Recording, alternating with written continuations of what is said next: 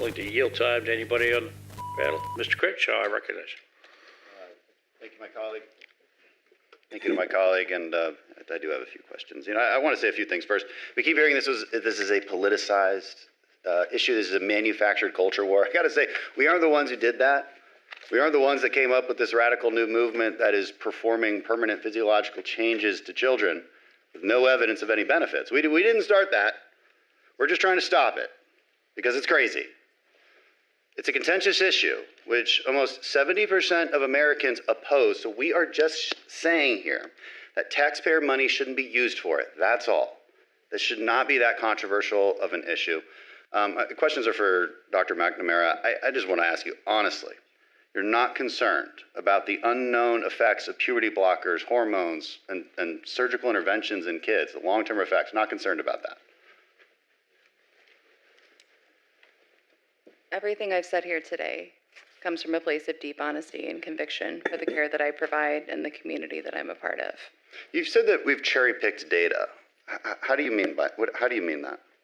So it is very unscientific and flawed to pick a single study or a single statistic and to discuss it in isolation. Totally agree. Medical experts are able to talk about all of the evidence as a whole. Totally agree. So it's good to look at systematic reviews, right? That's the gold standard of evidence when you're trying to understand whether something works or whether it doesn't. So the British Journal of Medicine looked at 61 systematic reviews with the conclusion that, quote, there is great uncertainty about the effects of puberty blockers, cross-sex hormones, and surgeries in young people.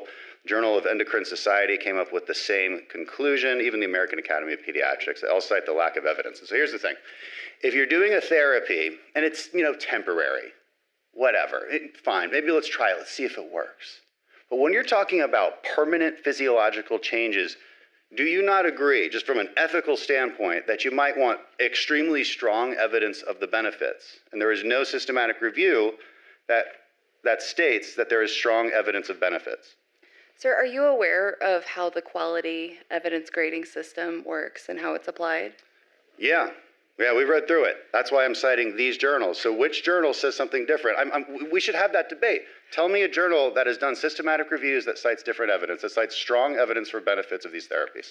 The standards of care were developed based on extensive... You're not telling me any journal, you're not telling me any study. Don't say standards of care. Yeah. So